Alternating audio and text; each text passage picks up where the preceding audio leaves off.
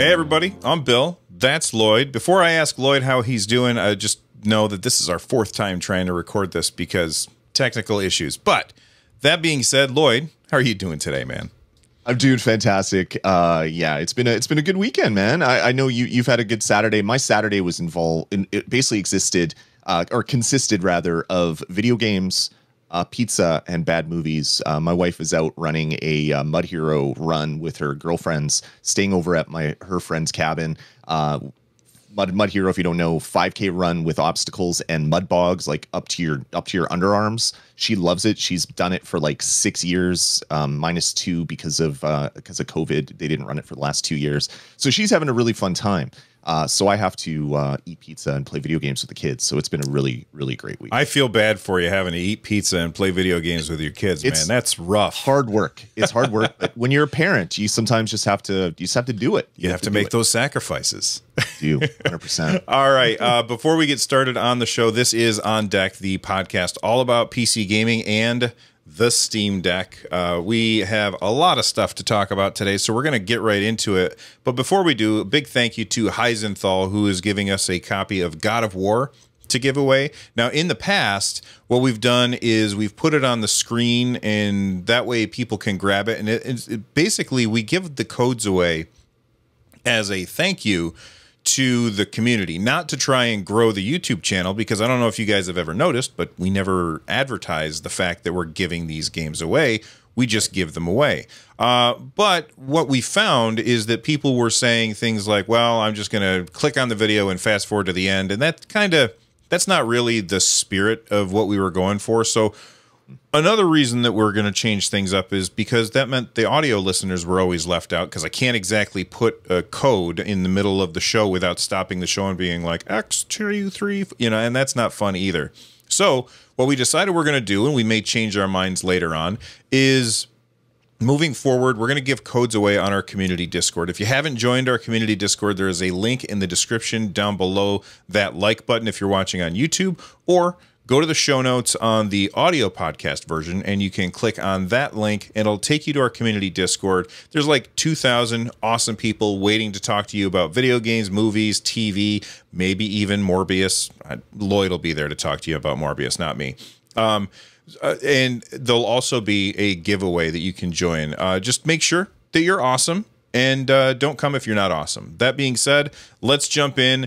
Lloyd reached out to me on Friday, and he said, Bill, I have a problem. I need you to check your audio settings on your Steam Deck. So I was like, okay. And I looked, and I was like, here's what's going on with my audio settings. So I was like, well, do you have this? And I was like, yep. And I was like, do you have that? And I was like, yep. And he's like, I can't figure out my stuff. And then I didn't hear from him for, I don't know, like a day and a half. And then finally, and I was like, that either went really well or it went really badly. And I didn't want to ask, because if it went really badly, he was going to be an unhappy dude, and I didn't want to bring it up. So I said, finally, we were talking about something else, and he goes, oh, by the way, I have to talk about this on the show tomorrow, and this was yesterday. Lloyd, what exactly was happening with your Steam Deck? Well, you see, Bill, when I first got my Steam Deck, like, I don't know, 10 weeks ago, more than that. It's been like 2.5, 3 months. Whenever I got it, I can't even remember, because days have just been so enjoyable since I got my Steam Deck. I had some issues. Like when I did my first setup of this guy, I had a weird couple crashes and freezes and resets when I was doing like my initial reset, and not like your standard, like when you're installing Windows, it's like, oh, we may reboot a couple times. This was like something worse. And ever since then, like ever since I started using it and installing like third-party software on desktop mode, things have been kind of weird. Like I've had the odd time where I just don't have video, and I turn it off and on a couple times, and then the video comes back, or I don't have audio. By the way. I also get that same thing where, like, if it's docked and I unhook it, like the screen is black for a bit, and then I have to hit the button a couple times, and I'm always like, what did I do wrong? But you're not the only one. And this was even before I started docking it. This was just randomly started happening before I hooked up any sort of video capture. And I've had issues where I just don't have any audio and I have to like power it off and power it back on. It's been a long standing thing. And I'm just like, okay, like like me and you, we're into the beta stuff. So we install the beta, we downgrade, we upgrade, we install Linux software, and through desktop mode, that stuff's been upgraded. We had EmuDeck installed when it was when it was less. I don't want to say bad because it was never bad, but it was less streamlined, I guess, when we first did our original install. That's been fixed. So I thought, there's something on here that is causing it some weirdness. And then fast forward to like Wednesday, Thursday of last week, I had like audio issues. Like we talked about it last week where I got that weird pop-up with the echo stuff, and people on our YouTube channel are like, oh, that's because of the noise canceling. And I'm like, I know what that input is for. I don't know why that was the only input that was showing up on my Steam Deck. That is obviously a bug. Something's not right. So that progressed to I was trying to play my Steam Deck at night because a common thing is we'll go to bed. My wife will fall asleep almost instantly. She has no problems falling asleep. I wish I had that I don't know, that perk that she chose that on her character creation list. Is able to fall asleep instantly. I wish I would have chosen that perk. But it's common for me to take out my Steam Deck and put my volume to like tick 2 or tick 3, just so I can hear a little bit of audio to get some cues, but not like wake her up. So that's been going on for months. No problems. Well, I was getting no audio from my Steam Deck, and I'm like, what? That's really weird. So I cranked my volume up like one tick at a time with my speaker right by my ear. And your wife shoots up and she's like, what's happening? He's like, Lloyd, you're deaf. You can't hear anything. That's what the problem is. It's not your Steam Deck. You're melting my head. But no, I got my volume to 75% before I heard anything from my speakers. And I'm like, that's really weird. So I tried a couple other games thinking maybe it was a game specific bug. Wasn't that. Rebooted into desktop mode and immediately like woke up the entire house because my speakers were at maximum volume for when I started something. I'm like, okay, obviously there's no problem here. In desktop mode, in game mode, there is definitely a problem. So I work in IT, so I do troubleshooting for a living. So went through all the possible causes for this, and through reboots and starts and booting with the video capture like dongle from Apple hooked up, and booting with it not, and did all the things that I thought would be covering this. It didn't fix. So my solution was, okay, I've been wanting to restore this guy for a while. I'm finally going to go through the whole restore process. So fast forward to Friday night, my Winnipeg Blue Bombers, my CFL team here in the city, they're 7-0, by the way, having a fantastic season. They were having a game, and I'm like, okay, I'm going to be stuck here in front of the TV. Well, actually, I was watching it on my computer this time because I wanted to be around all my stuff to do this. I'm like, I have a good 2-3 hours to fix this problem, or send my dock away for RMA if it doesn't get fixed. So I went through the restore process, Googled it. I'm like, okay, you download this disk image, you write it to a USB drive. So I used Rufus on my PC, which is an application that takes a disk image and makes it bootable on a USB key. Also a guy from the future in Bill and Ted. Exactly. He's pretty excellent. So Rufus is pretty excellent. Only USB key I have is this like terrible, crappy one that I think we got for one of my kids because they needed it at school to transfer documents back and forth with the teacher. That never happened. So it's been unused. This is a terrible USB drive. And that became readily apparent as I went through this process. I should have known that when it took about a half hour to write the disk image to this guy, that there was a bit of an issue.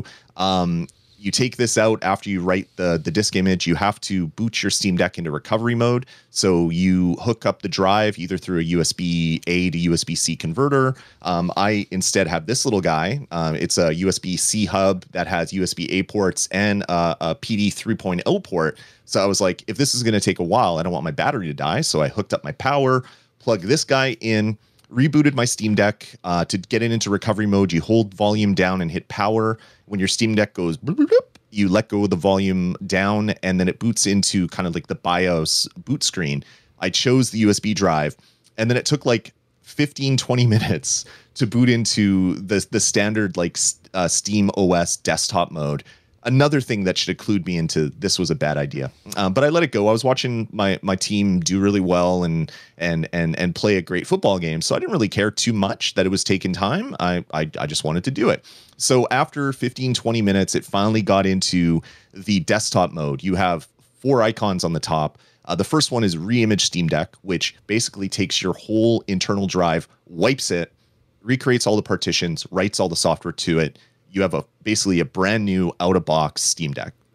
There's clear local user data, which basically leaves your OS stuff alone, but all the user partitions get blown away. So if you have settings, if you have anything else, that is going to be that's going to be blown away. And I thought that is my issue. The third issue is reinstall SteamOS, which basically does the get rid of your user partitions, but also installs the Steam client again, so that when you boot into game mode, it's a new install of that. So it's kind of like the reimage, but without a lot of the other processes. I'm like, you know what? Clear your local user data. That's what I need to do. So I did that. It took like maybe a half hour or whatever to go through its process. Rebooted. It actually finished just after my Bombers won. What was it? 24-10. It was a great game. I was cheering. There you go. I was cheering just like that. I was cheering that my Steam Deck was done. It restarted. Glorious audio. So instead of having to go all the way up to 75% or more to get audio out of it, 2-3 taps of the volume, I can hear the game. Exactly what I wanted. I was like, okay, I restored it. I'm back to 0. Everything is fine. It seems snappier. Everything is working great. Bill, this process took 3 hours. It was fantastic. I'm glad I did it until I rebooted, Bill, and I was going through my settings. I wanted to see what was kind of, if there was any like OS updates. Did you know? I knew this. I forgot about it. People are screaming into their YouTube, their monitors or their headphones right now because they're like, Lloyd, you're an idiot. I understand I'm an idiot because I could have done this so much easier. If you go to settings on your Steam Deck, and if you go to system, so you go to your settings menu, you go to system, right at the bottom of that menu is a little button called factory reset. So I could have saved myself like 3 hours of trying to get this stupid thing working when it's actually like right in your Steam Deck if you go to your settings menu. So maybe I did something that I shouldn't have, but okay. So if you do that factory, but everything's working fine for you, right?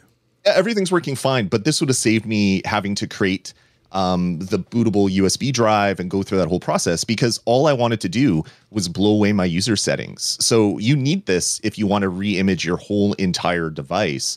I didn't. I just wanted to blow away all my user volume. Factory reset would have done that. 3 hours later, I realized that was a thing, and I'm like, I'm an idiot.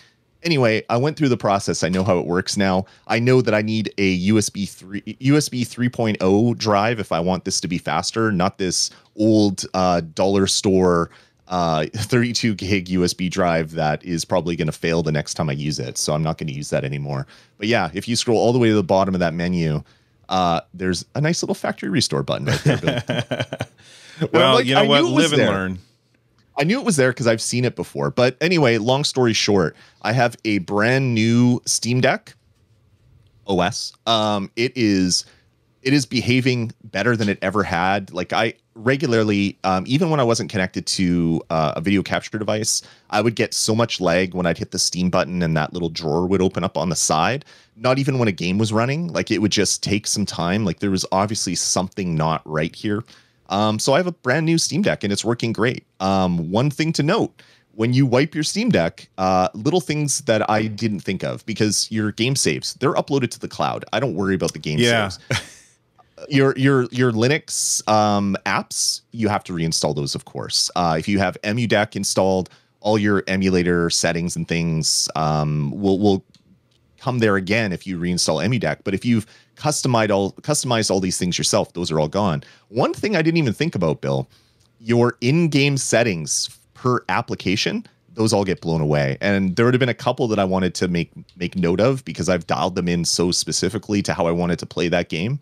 That's all gone. I'll have to go and recreate those. Not a big deal. But yeah, it was kind of interesting. What about the performance stuff? Like, I understand the in-game settings of like, what resolution. Sorry. Go ahead. I didn't mean in-game settings. I meant the performance game settings. So your game specific settings. So like what's on screen now. Yeah, all that stuff gets blown away. And I would assume that maybe some of your in-game settings, because some of the settings like your video resolution are stored per machine. So if you download a cloud save from a machine that you played on 4K, to a machine that can only do 800p, it doesn't try to immediately go to that 4K. It realizes that that's a machine specific save, I guess, right, or configuration. So all that stuff was gone. But yeah, everything on my deck is working really great. Of course, all of the nice little icons and all the grid images that I made for all the custom apps, I'm gonna have to redo all that stuff again. But I'm really happy that I have a factory restored machine. I just went about it like a 3-hour process that I didn't have to do because of the forgetting that in the stupid menus there's a factory restore button, which would have done, I'm assuming, the exact same thing that I did through this whole 3-hour ordeal. A quick correction. You've said a couple times that we've been using EmuDeck since before it was more streamlined. You have. I started out using RetroArch like directly from Steam. So like Steam has RetroArch on the store. You could just download it. And so I downloaded it, and I got my ROMs over there and everything was fine. But I was like, I'm going to check out EmuDeck. And boy, it is so much better. Yeah. I have emulations, and we talked about this a tiny bit on last episode because I didn't have it like done yet. I have an arcade cabinet over here running Emulation Station, and it's got like a bunch of old arcade games and some Super Nintendo games and some Sega Genesis games, things from, that I had when I was a kid.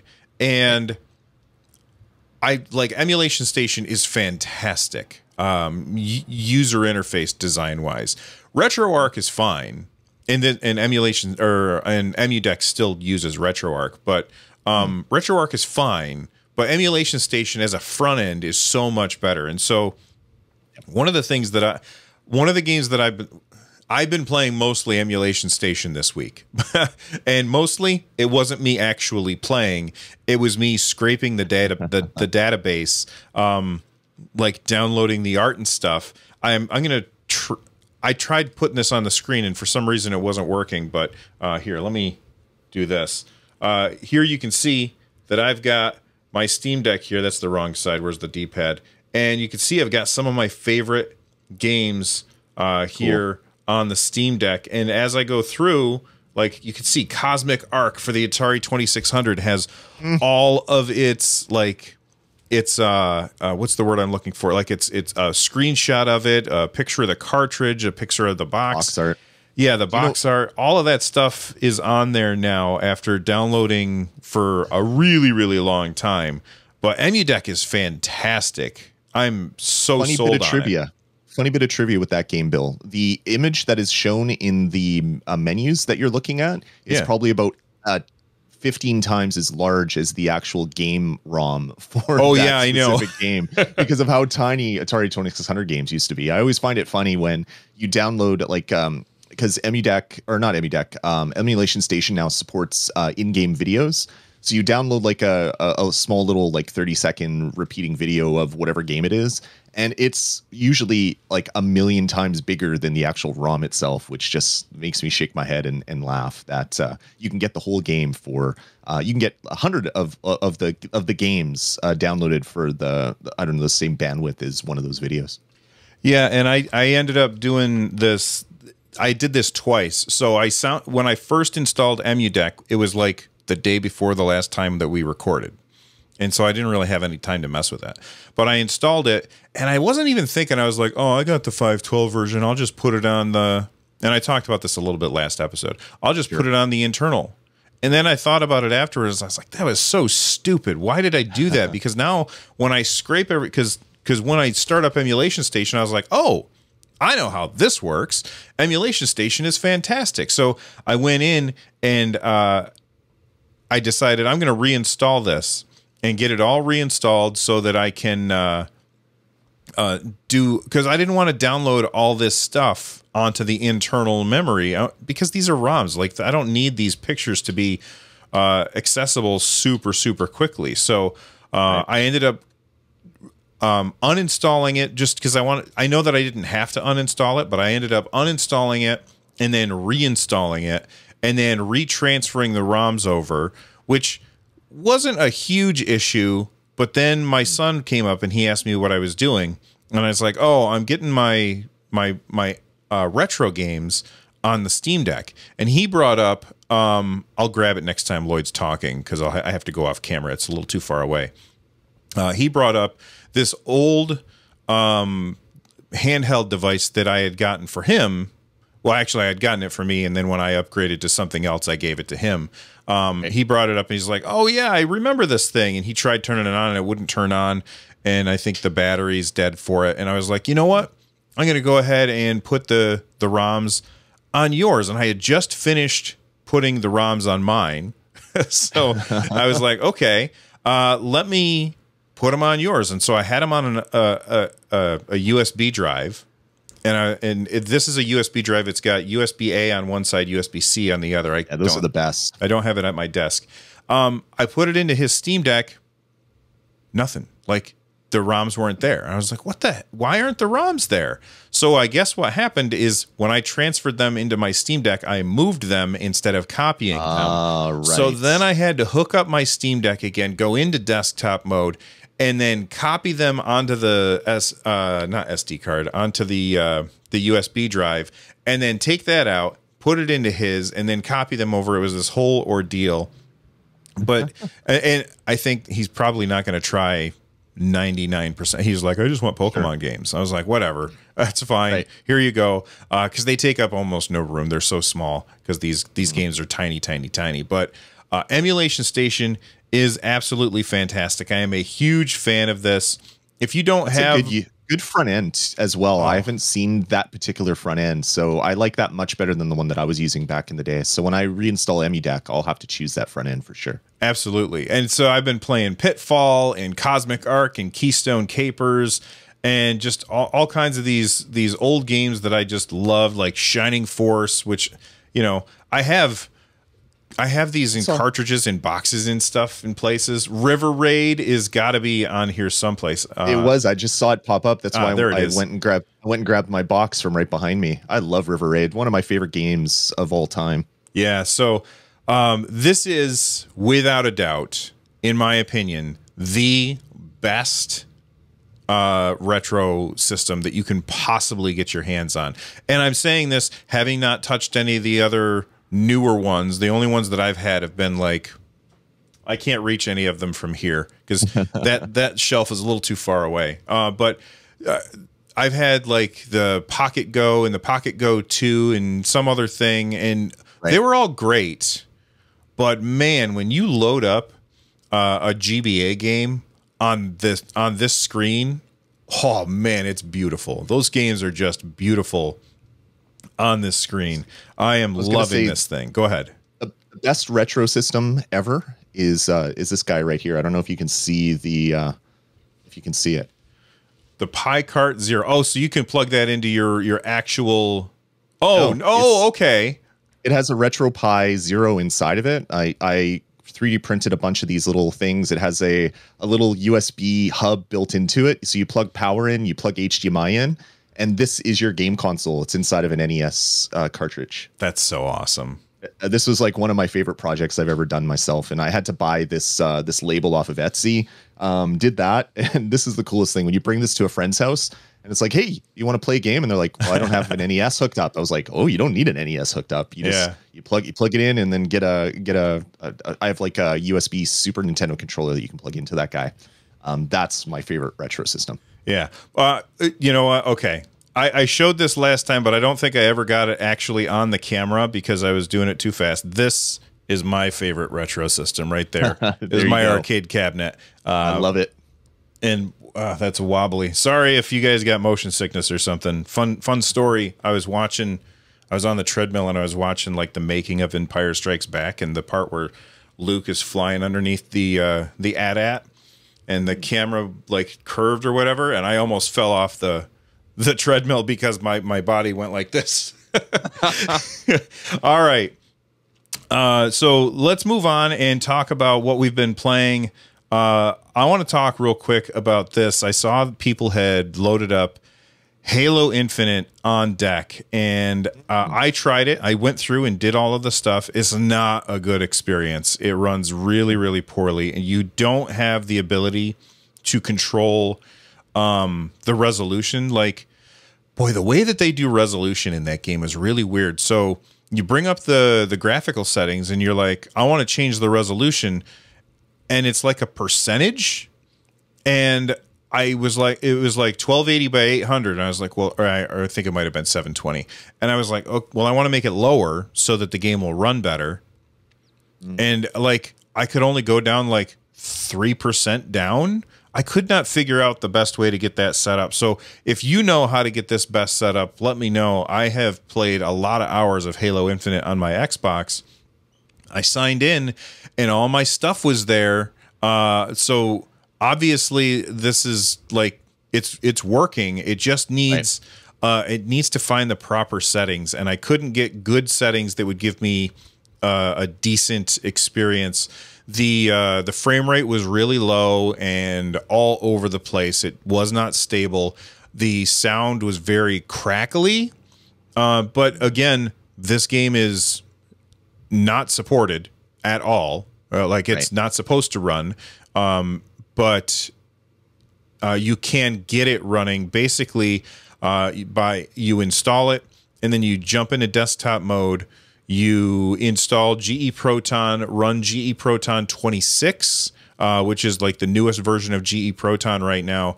And then after you've got GE Proton up and running, go into the files for Halo and then just delete the video folder, because what happens is when it tries to play a video, it crashes the game or the game freezes or whatever. So if you delete that folder, it just jumps into the game. But the performance is really not good. So I'm really hoping that somebody can figure out a way to get this running smoother. And if you figure it out, let us know on the YouTube channel, or let us know on the community Discord. Have you tried this yet, Lloyd? No, I saw the installation and it made me chuckle, where you have to go delete the videos folder because otherwise it'll crash. And I think back to like old school, how to get games running on a like new games running on an old PC, and you'd have to do weird things like that, like delete this one MP3 file and replace it with this OGG file or whatever. And it's like, why does that make it run? Because they didn't pay for the license for MP3 or something like that. Whatever it was. And it was like always like this weird workaround that shouldn't work, but for some reason it does. And I had to snicker a little bit when I saw that as part of the installation instructions. So you have been playing a game that I think a lot of people have been looking forward to, and that is Stray. Tell us about your experience with that game. You did a live stream over on our YouTube channel. Yeah, this was the first time that I ever captured video live from my Stream Deck, or Steam Deck rather, to stream it. And it worked really, really well. I played about the first hour and 45 minutes of Stray. Had a bunch of people there chatting with me. It was a heck of a lot of fun. And Stray, also known as the cat game from E3 a couple of years ago, is finally out. It's out on PlayStation and PC. It is in Steam, and it plays beautifully on your Steam Deck, running at 800p with your settings turned down.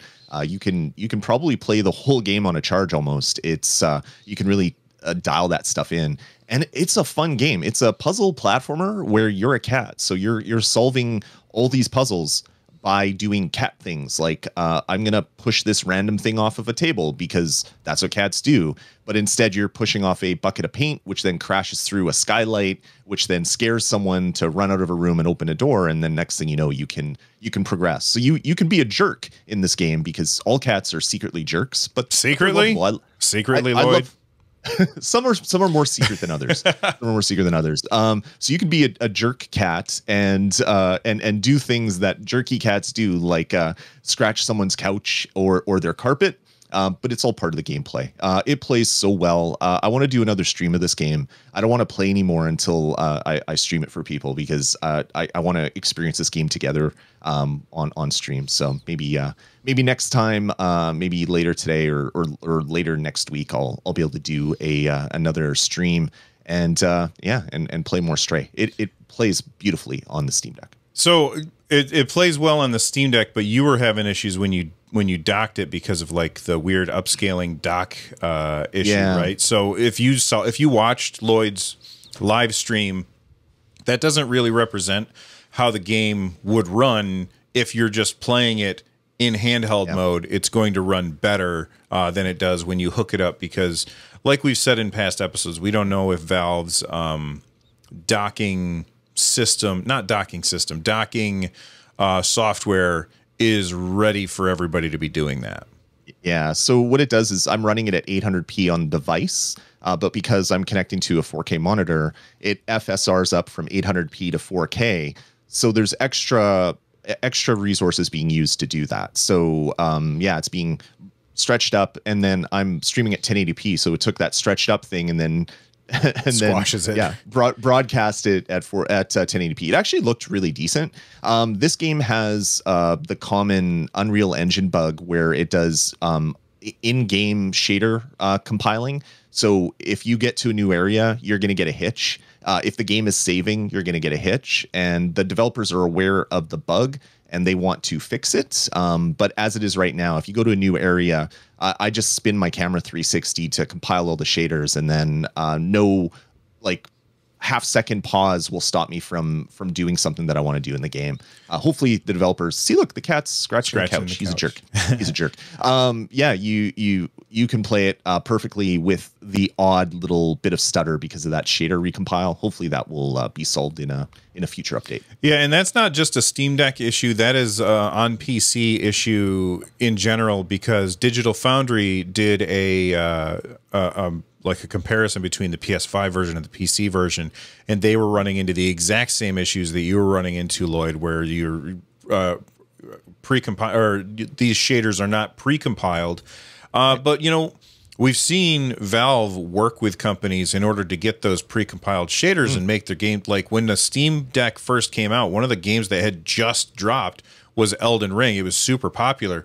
Everybody was playing it, and Valve improved the performance of the Steam version of Elden Ring by working directly with the developer. Stray has a lot of eyeballs on it right now, so I would anticipate that probably Valve could help out in that case, or maybe they don't need to. Maybe the Annapurna has it all under control. Right. Let's move on. I have only played this game for about 20 minutes. I picked it up this morning because it's on sale. Stick around to the end. I'll tell you where you can pick this up on sale. And that is Core Keeper. Core Keeper, Lloyd, you're going to want to take your headphones off for this, because this is a game that you're going to want to play. He's going to, like, I know Lloyd, this is right up his alley. Think Minecraft, think Terraria, but from a top-down perspective. You are like these explorers, you mine, you gather, you craft, and it's got a really, really cool 16-bit retro aesthetic. You build your city, you craft materials in order to, like, you find the stuff and you make a forge, and then you go and find copper and you put the copper in the forge, and then you get the copper ingots out of the forge and you take that and put it into making yourself a sword or a pickaxe or something like this.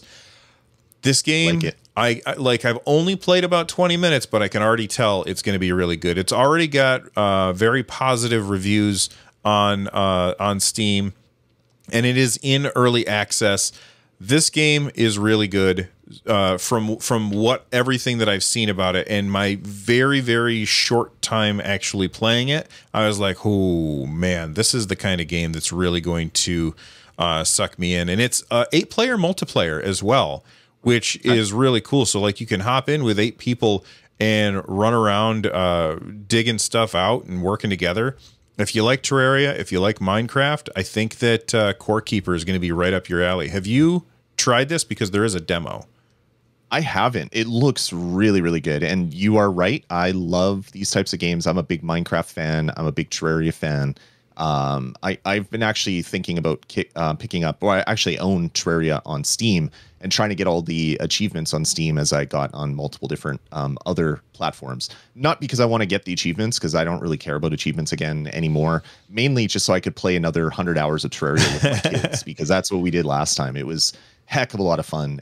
But yeah, Core Keeper looks really, really good. Yeah, I'm definitely going to be playing some more of this. And if you have it and you are on the Discord, maybe we can hang out sometime and play. All right. You have been playing a game that I really want to play. I really want to play this game. Yeah.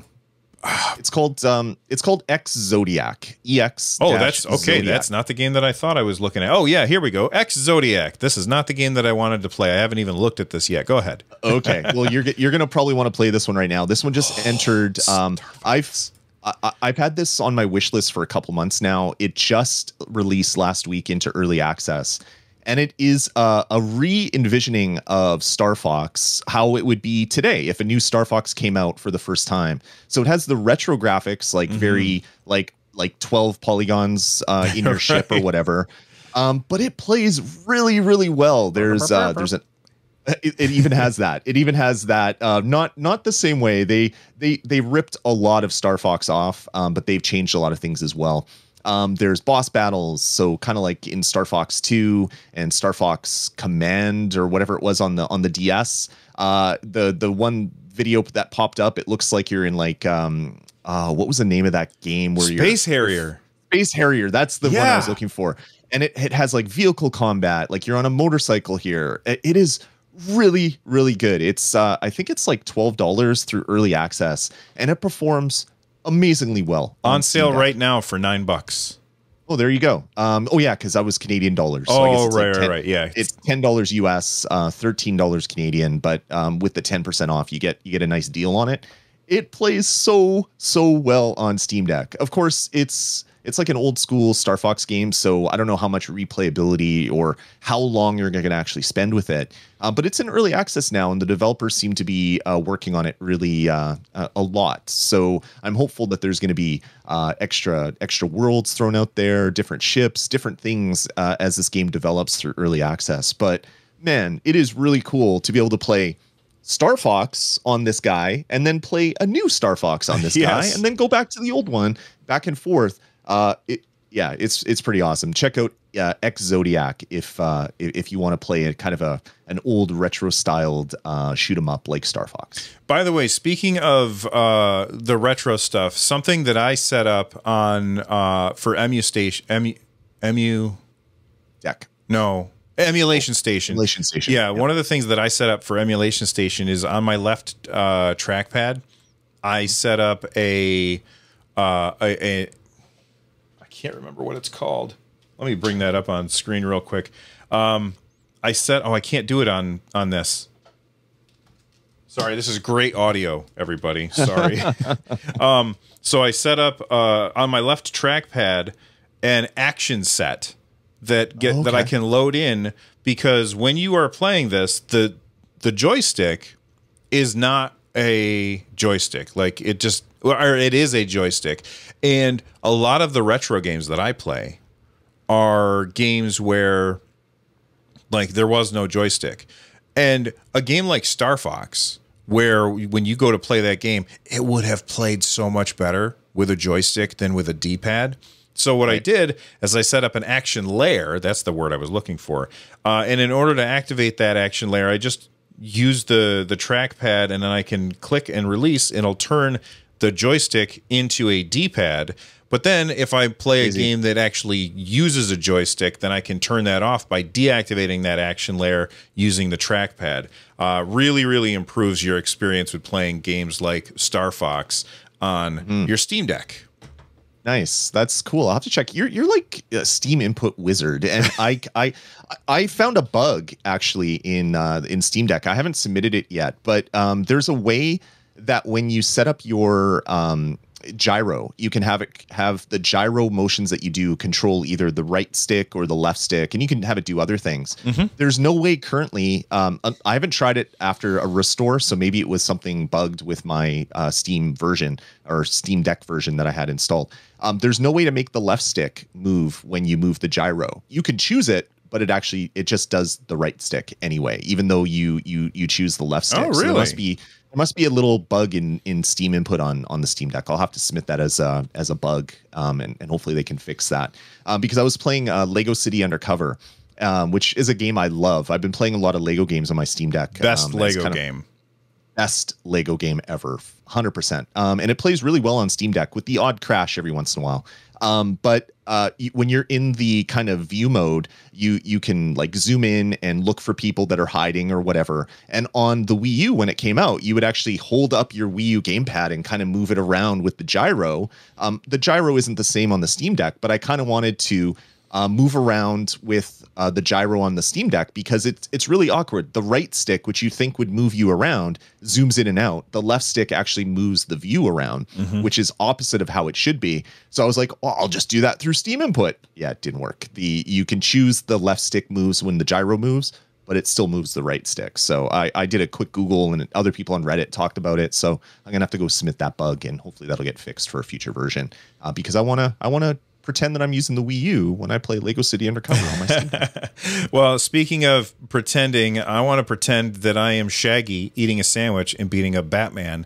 And you have been playing Multiverses. Now, this is a game that's been on my wish list. Well, actually, I'm going to click and add it to my wish list right now. My mental wish list is where it's been. Now it's on my official wish list. This game looks awesome.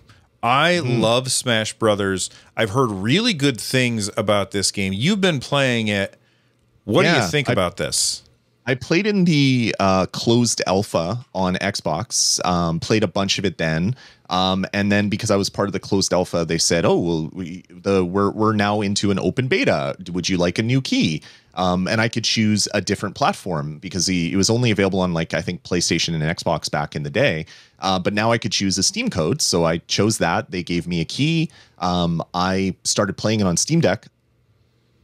Worked right out of the box, 100%. It plays beautifully. It is as much of a ripoff of another video game as you can get. Like, it plays 100% like Smash Brothers. Like, when you knock someone off the screen, you even get like that burst, like a X pattern. Oh, right. Exploding when they get knocked off the screen. It is as ripoff as ripoffs can be about Smash Brothers. That's not a bad thing. It performs so well. Currently in the open beta, I think there's 4 characters you can choose. It's Shaggy, Velma, Tasmanian Devil, and one other character. I can't remember who it is. So obviously when the full version comes out, you'll be able to get the characters, and it's completely free to play. So you'll be spending real money if you want to get the characters, different costumes. So you can unlock all the main characters through just playing. But if you want to get like their super fancy costume, you're going to be paying $10 for it, which people are complaining about. But I mean, Fortnite does okay. It's a free game with in-game purchasable skins, and they seem to be doing okay with it.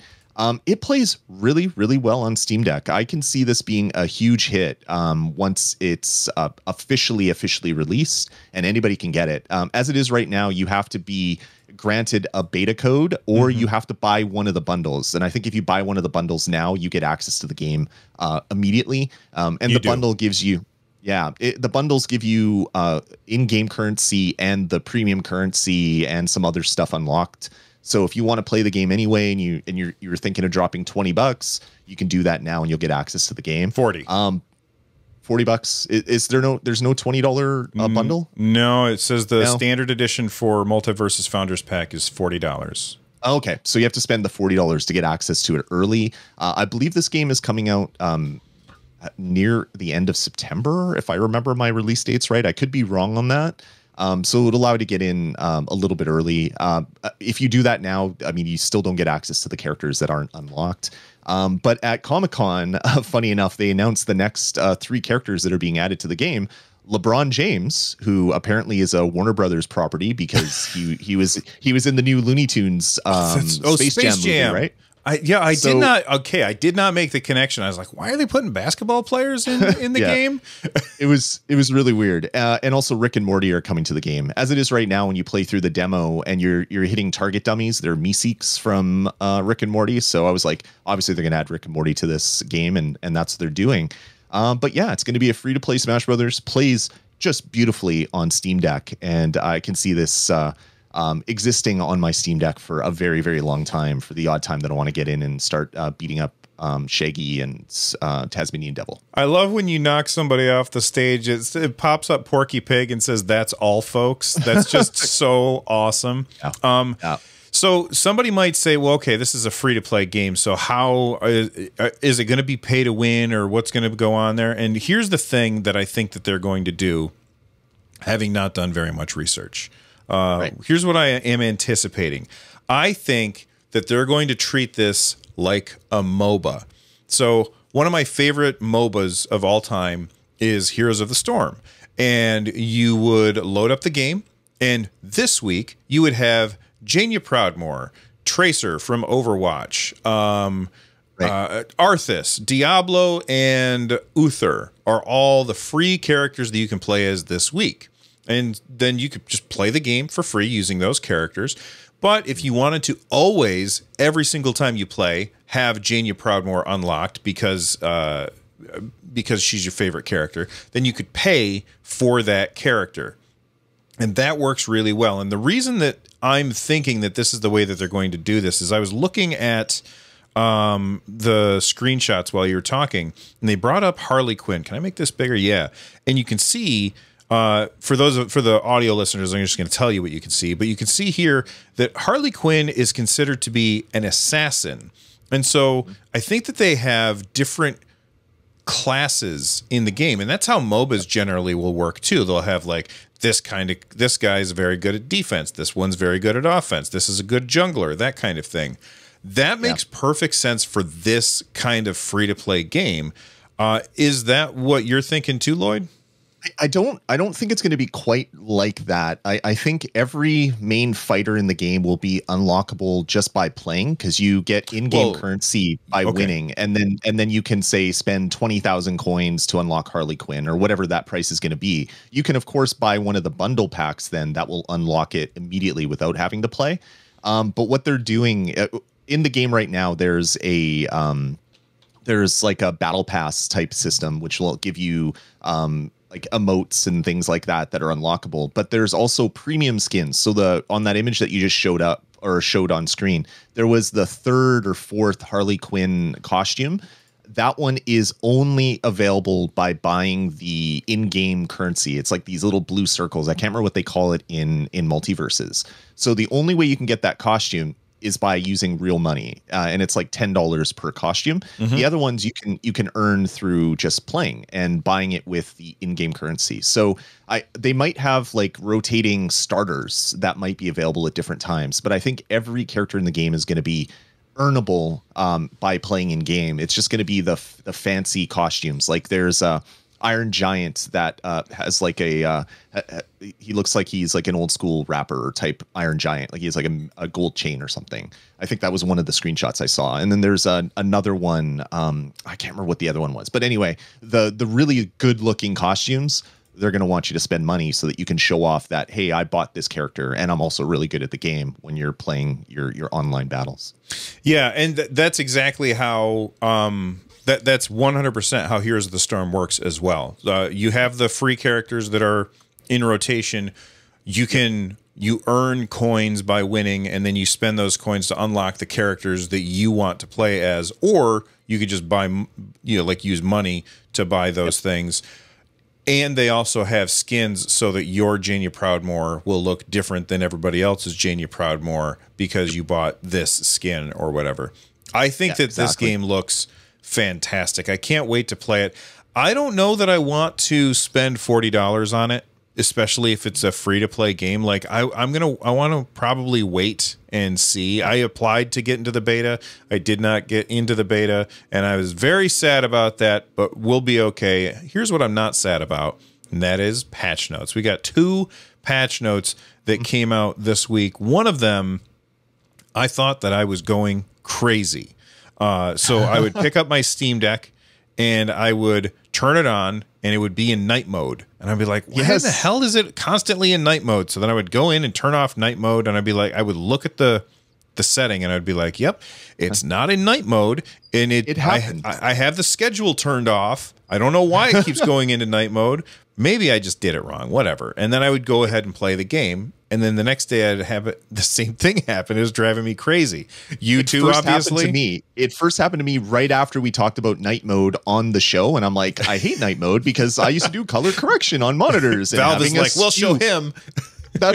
I laughed. I'm like, really? This is turning on automatically now? All because I talked about it on the show, because we curse or make things better by talking about stuff, and then it gets announced the next day. That made me laugh out loud, actually, because of that. But I'm glad to see that they actually fix that, because that would be annoying to people that really, well, kind of like me, really do not like night mode. Yeah, so this patch posted on July 19th. They do their patches really late at night, but they said fixed night mode automatically kicking in even if the toggle is set to off. So they fixed a couple of other things, but I thought that I was going crazy. But then we got another update, and this one is very interesting to me. Pierre Lugrafai, he tweeted this out. He said, the stable update channel for the Steam Deck OS has just been updated with a hotfix to enable compatibility with future system and input firmware. It will download an update, but there are no user visible changes included at this time. Right. Boy, my immediate reaction is Steam Controller 2. That's my immediate reaction. Talk me off that ledge. Yeah, I don't think so. I think what it is they're coming out with an actual like firmware update. So like low level firmware stuff for the system, and maybe for the controllers for the controllers, the little controller that manages the input stuff in and out. Yeah. There must be a firmware patch that is coming out, which is not going to work if you don't have whatever new components to the OS that expects those firmwares to be there, or firmware version to be there. So they're just making it so that if you update your firmware, your system isn't going to be unusable until you do some workaround, or do the whole 3-hour USB reboot thing like I just did. So I think this is just preventing that. I really do hope that it is for some new unlockable feature that they're adding to Steam input, or something that is going to be like wow when it gets released. But I think it's more just to prevent them from having yeah, I hope it's Bill's showing his Steam controller. If you're listening to the audio version, I think it's going to be more that than here's a new piece of hardware. But man, I'd love another Steam controller, because I've been using one of my old Xbox Series controllers with my Steam Deck, and I like it. But man, I'm so used to having like things on the bottom, and I'm not going to buy a $180 Pro controller for that. And I'd love to have like other things, like whatever I've been doing on my Steam Deck in a controller form. If they release Steam Controller 2.0, I'm buying one on day one just to use with my Steam Deck, which is ridiculous to say out loud, but it's how I want to play the game. Or not just to use with your Steam Deck, but also to use with your PC. So like when I sit down and a game that I talked about a lot on the show was Rogue Legacy 2. And one of the things that I did with Steam input is I set by default, the left bumper is the button that you hit in order to like bounce off things, like a light or something. You can bounce off it to jump up higher. And I found it more comfortable to bind that to one of the back buttons on the Steam Deck. They really need to label these easier to see. R4. So like I would bind that to R4, and I felt so much more comfort when I was playing the game. And then I went to play it on my PC. Like I felt like, I want to play it on the big screen. And so I hooked up my trusty Xbox Series X controller, because I have two Xbox Series X controllers, and I hooked this one up to my PC, and I tried it out, and boy, I could not get used to hitting the bumper in order to bounce off those things, because I had so much muscle memory built in by hitting the back paddle on the Steam Deck. And I was just like, well, I guess I'm not playing that on my computer, because I don't want to relearn the muscle memory. And it would really be nice if they would ship another Steam controller, not the one that we already have, which is one of my favorite controllers of all time, but it is deeply flawed. It's a little dusty, as you can see, because I haven't been using it. It's deeply flawed controller, and the reason it is a deeply flawed controller is because it only has one stick and no D-pad. And can you play just about every game with this? Yes. Are you making sacrifices to do so? Yes. And I think Valve absolutely recognized that, because they said, well, we're going to include 2 sticks. Let me put this on the screen here. Now we're going to include 2 sticks, a D-pad, and the track pads, and all of the other stuff. The Steam Deck has all of the stuff, but now I don't have a controller to use with my PC that has all of the stuff. So I agree with you 100%. I've run into so many times where I'm going to do something in a game and I like touch the back of my controller. And I'm like, oh yeah, there's no paddles on the back of my controller. What am I doing? And it's like, how do you do that again? Oh yeah, it's down in A. Okay, got it now. But it's that extra second of thinking to get it working, when it would be nice just to have a Steam controller too. I guess they would have a D-pad and an analog stick on the left, an analog stick and a trackpad on the right, and then your buttons. I don't know if they could put a trackpad on the left side, but they could maybe find some way to fit that in if it's like a little circular one or something. Having all the same controls would be ideal. So hopefully they're working on something like that. Yeah, and you know what? Say what you want about Kotaku. I know that they've been kind of dropping the ball for a while now, but Kotaku has this article. It says the Steam Deck's funky controls prove that gamepads are outdated. And I would say most gamepads are outdated. The PS5 gamepad is really, really fantastic, but that doesn't have the back paddles. Like, you could hook a PS5 controller up to your PC and use that, because it has the middle trackpad thing. It's got the fancy rumble and stuff, which is all fine and dandy, but it doesn't have those back pads. So you can't find a controller that has all of the stuff that the Steam Deck has. And that's basically what the gist of this article is that gamepads are outdated. And while PlayStation keeps like trying to innovate, and Nintendo tries to innovate when it comes to controllers, the default that most people are using are these Xbox controllers.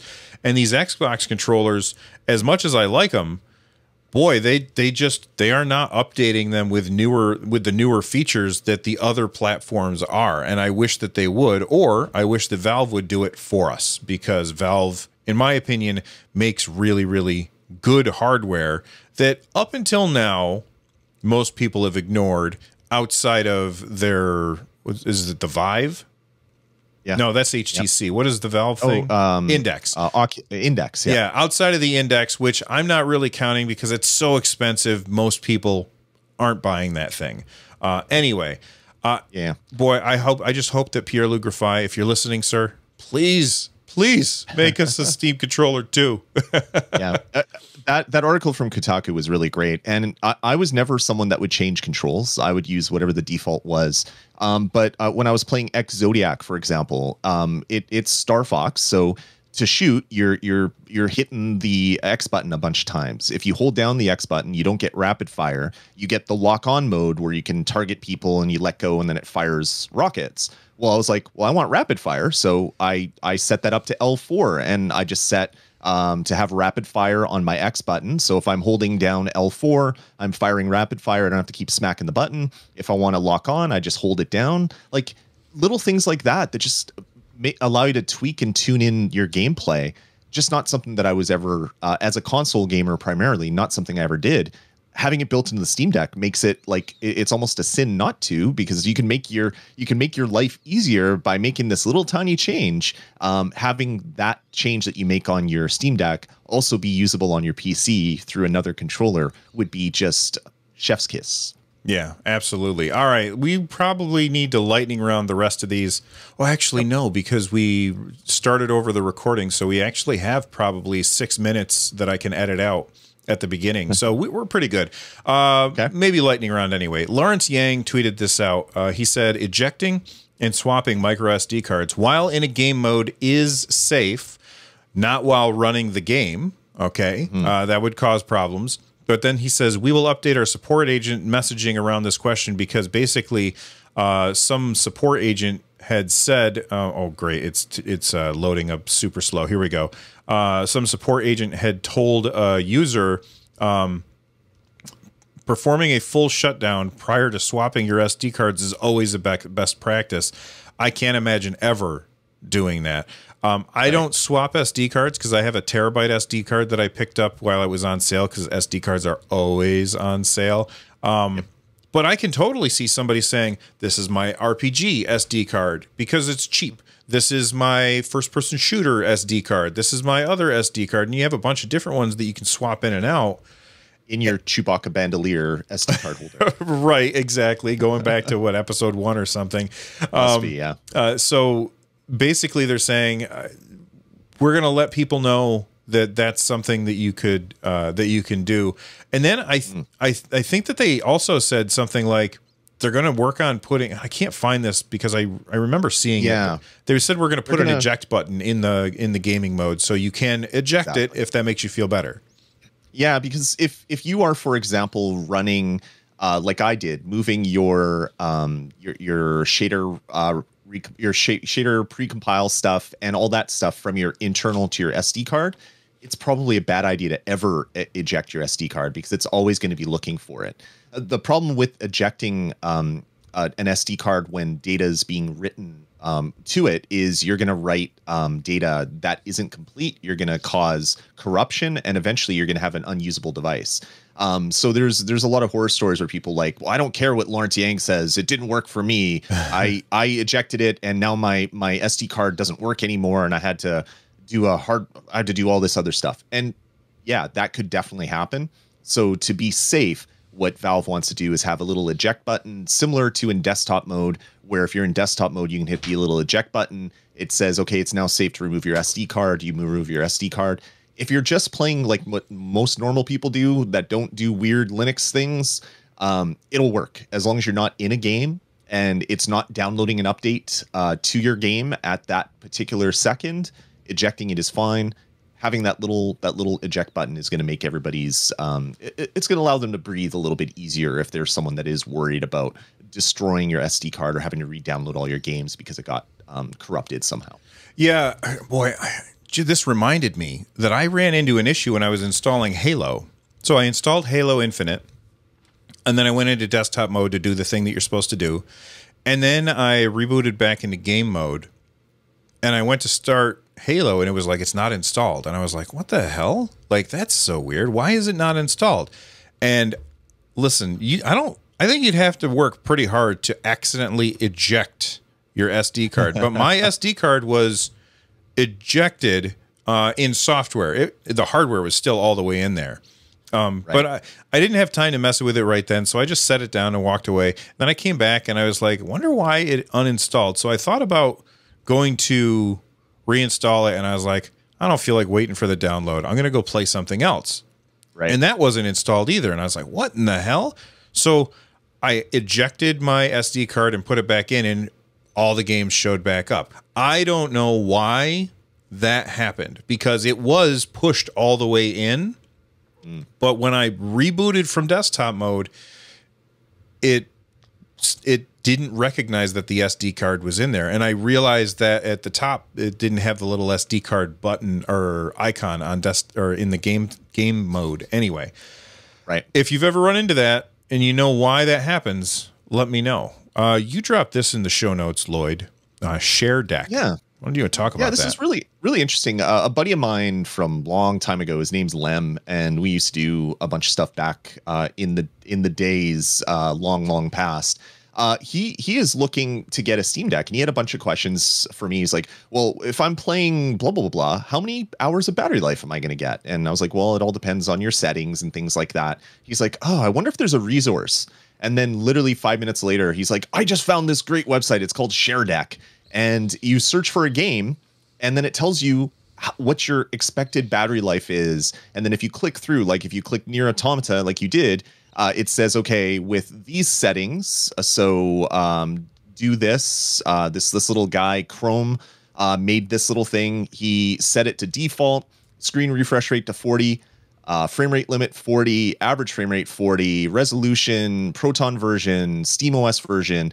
You can even say put VSync on, VSync off. So it's basically this isn't like, this is user generated content. Right. So people could come here and lie.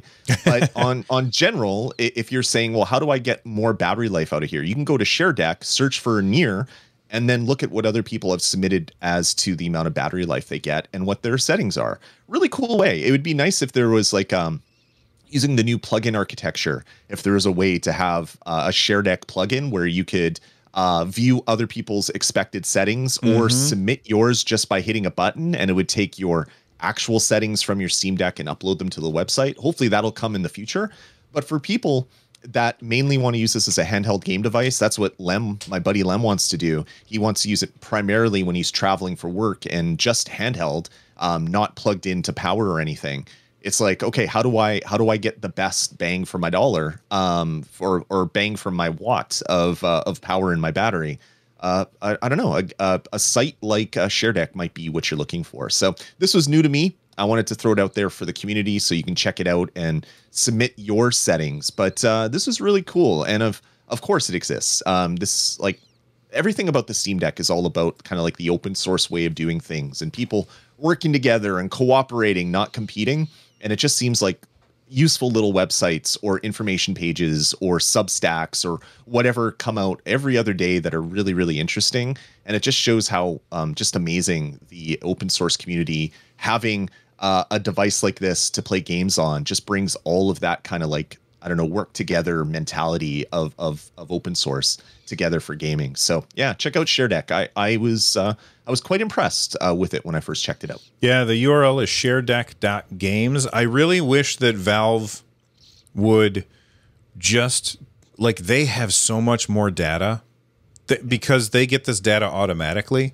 I wish that they would, like, build this in, just build it right into SteamOS so that when I bring up, because I can bring up like other people's control options just automatically, and it'll pick them. Like, it'll say, we're already using a community profile when you load up this game that wasn't made with a controller in mind.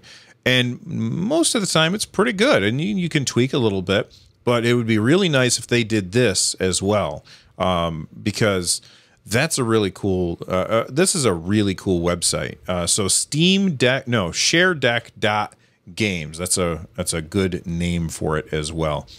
Definitely. All right. The last thing that I want to talk about, I did mention, is Nintendo had tweeted out, like, don't use your don't use your Nintendo Switch when it's hot out. And then a YouTuber that I follow, Wolfden. Did you see the Wolfden video? No, I didn't. So he went to the store, because you could go to the store and buy a Nintendo Switch. So he went and bought another Nintendo Switch, and then he put it in his what's the thing you just got last week? Thing that I air got fryer. last week. He put it in an air fryer. And oh God, no! I know. Why? I know, it's very dangerous. Don't do that because the battery could explode. But he put it in an air fryer, and he was like, "Listen, I had it running, and I needed to know what temperature that it would shut off at." And so he got to a certain point, and it shut off. Wow. I'm not going to do that, and you shouldn't do that with the Steam Deck either, or even with the Nintendo Switch. But then Valve put out this tweet. They said, for our friends in the midst of a heat wave, a quick note about Steam Deck and high temperatures. Steam Deck performs its best in ambient temperatures between 0 degrees and 35 degrees Celsius. You can convert that to your units or my units as well, but I'm not going to do the math for you. 95 degrees Fahrenheit. All right, there 95. You go. Lloyd is a polite Canadian, and so he did the math for you. I did Google. There you go. Yeah. If the temperature gets higher than this, Steam Deck may start to throttle performance to protect itself. That's a good thing to know. But there you have it. And then the last, anything to add there before we move on to the very last thing? No, just don't put your Steam Deck in an air fryer, No. or leave it in your car, because batteries inside these devices tend to not like heat and can easily start on fire when they liquefy and start melting the layers between them, and you'll get a nice you'll have to do an insurance claim for your entire vehicle if you leave it in your car and try to play it. Yeah. And, you know, batteries should not be hot, so don't put it in an air fryer. All right. I did say at the beginning of the show, or somewhere at the beginning of the show, that I was going to tell you where you can get Core Keeper on sale. It is on sale at Fanatical for, in American dollars, $9.74, which it's 25% off. So that's a really good deal, I think. And this game is going to be one of those super addictive games. So you're going to want to check that out, fanatical.com. Link in the description or in the show notes if you're listening to the audio version. Lloyd, anything that you want to talk about before we wrap up the show? No, I'm having a hard time not hitting buy on Fanatical right now. I'm actually looking. So the game came out in March, so this isn't even an old game. I need to look more into this one because this Core Keeper just is right up my alley.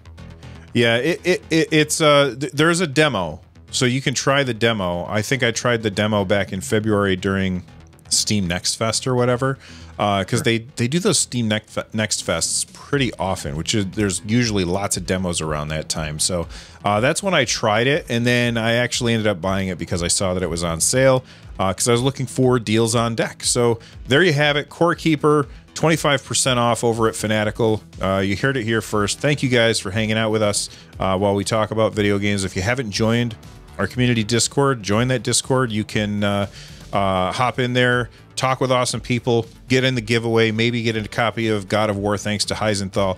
And thank you all for hanging out with us. We will see you guys next time. Bye, everybody. Take it easy, everybody.